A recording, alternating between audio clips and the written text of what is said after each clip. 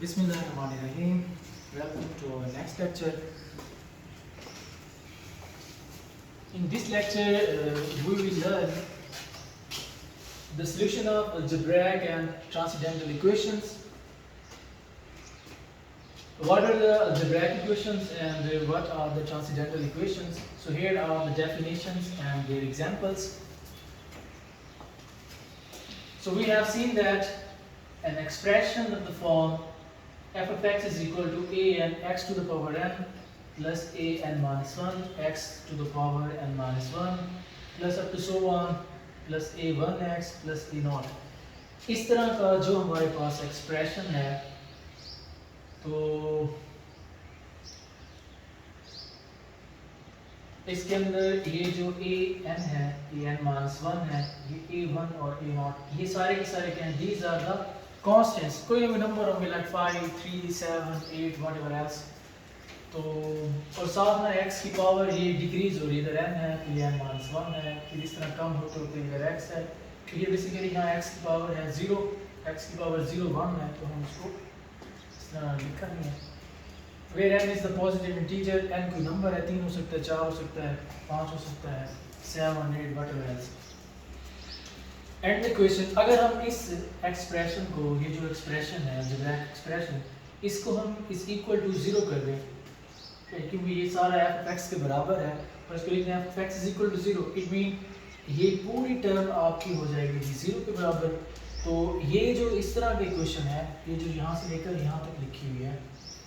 इसको आप क्या बोलेंगे it is known as the algebraic equation और इधर x की सबसे बड़ी पावर क्या है m इसलिए इसको कहेंगे कि इसकी जो डिग्री है वो क्या है n फॉर एग्जांपल आप ये एक इक्वेशन ले लें अब ये एक अलजेब्रिक इक्वेशन है इसके साथ जो कोएफिशिएंट है वो बेसिकली a3 है तो वो आपका 1 है ये क्या है x की पावर 1 है तो a की कम हो रहा है a2 इसमें 0 है a1 जो है वो -3 है और a नॉट आपके पास 6 है अगर इसको कंपेयर करें ना इसके साथ कि मैक्सिमम पावर के साथ जो है an और इधर n minus 1 x के साथ वाला a1 इधर x के साथ को क्या कोएफिशिएंट आ रहा है -3 तो ये बेसिकली वही कांस्टेंट्स हैं तो ये एक अलजेब्रिक इक्वेशन है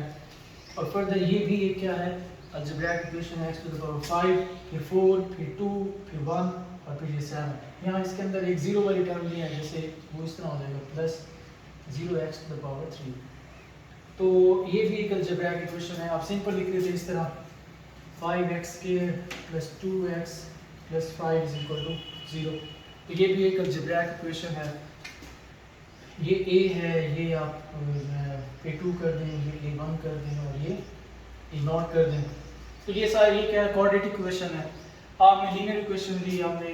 क्यूबिक इक्वेशन ली आपने क्वाड्रेटिक इक्वेशन ली x की पावर 4 वाली टर्म्स ले ली तो ये सारी की सारी बेसिकली अलजेब्रिक इक्वेशंस होती हैं लाइक आप इस तरह ले लें जैसे x plus 1 is equal to 0 तो ये कौन सी इक्वेशन है this is the linear equation क्योंकि x की पावर क्या है 1 है अगर मैं ले लूँ 2x squared plus 3x plus 5 is equal to 0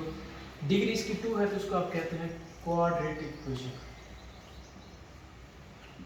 और अगर आप इस तरह ले 3x cube plus 2x squared plus x minus 1 is equal to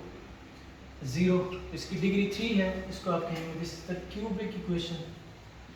और अगर आप ले लें x की power 4 2x 3 minus x squared plus 2x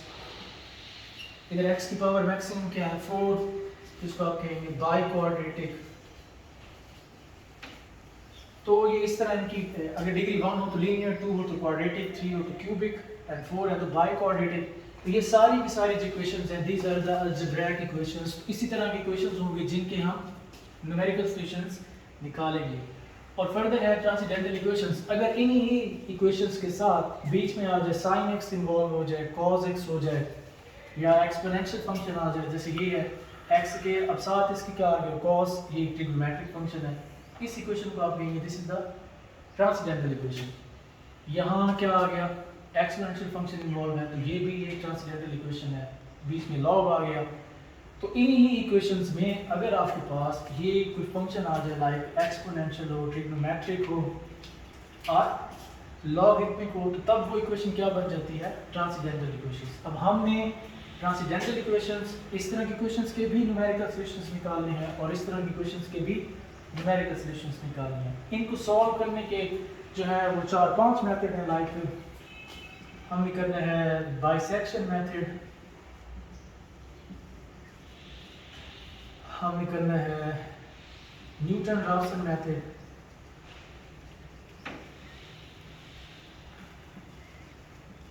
और फिर हमें नेक्स्ट करना है जी रेगुलर फाल्सी मेथड,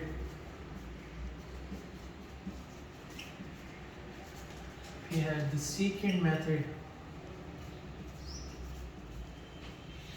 और एक और है जो है जी आपके पास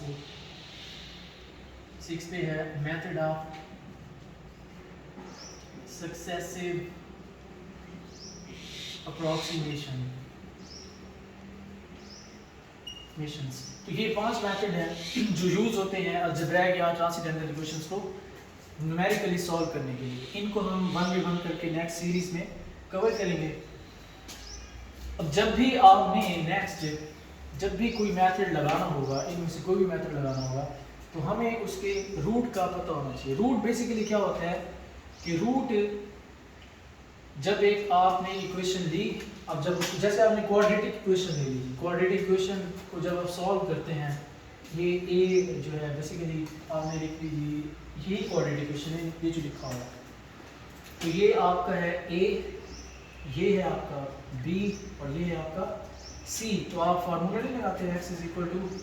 minus B plus minus B square minus 4ac under root divided by 2a। अब यहाँ इसके अंदर आप ये a, b और c की वैल्यूज पुट करें, क्योंकि इसकी डिग्री 2 है तो इसके एंड पे आंसर्स भी आपके पास 2 आ जाएंगे। फॉर एग्जांपल आपके पास 5 और 7 आ गया, तो 5 और 7 इस इक्वेशन के क्या कहलाएंगे, रूट। और रूट वो होता है बेसिकली इसका सोल्यूशन होता है, और जब आप वो इस इक्वेशन के अंदर सेट करें तो वो इक्वेशन को सेटिस्फाई करें। मतलब 5 अगर x की जगह 5 पुट कर दें इस इक्वेशन पे, लेफ्ट साइड पे भी 0 होना चाहिए और राइट साइड पे भी 0, क्योंकि ये मतलब लेफ्ट साइड और राइट साइड का आंसर क्या होना चाहिए, इक्वल। 7 पुट करें तो वो भी जो है इसको सेटिस्फाई करना चाहिए। ये सेटिस्फाई नहीं कर रही है क्योंकि मैंने खुद से लिखे हैं, तो ये इसका रूट नहीं है। आप क्वाड्रेटिक फार्मूला लगा के प्रॉपर्ली इसको फाइंड कर सकते हैं। तो कहने का मकसद है रूट क्या होता है, जो बेसिकली एक सोल्यूशन होता है जो उस इक्वेशन को सेटिस्फाई कर रहा होता है। और जब हम न्यूमेरिकली चलते हैं तो हमें शुरू में एक रूट चाहिए होता है, और वो हमें कहाँ से मिलेगा, वो एक थ्योरम है, उसकी स्टेटमेंट हमें ये बताएगी। तो वो क्या है, वो हम नेक्स्ट सीरीज में करते हैं।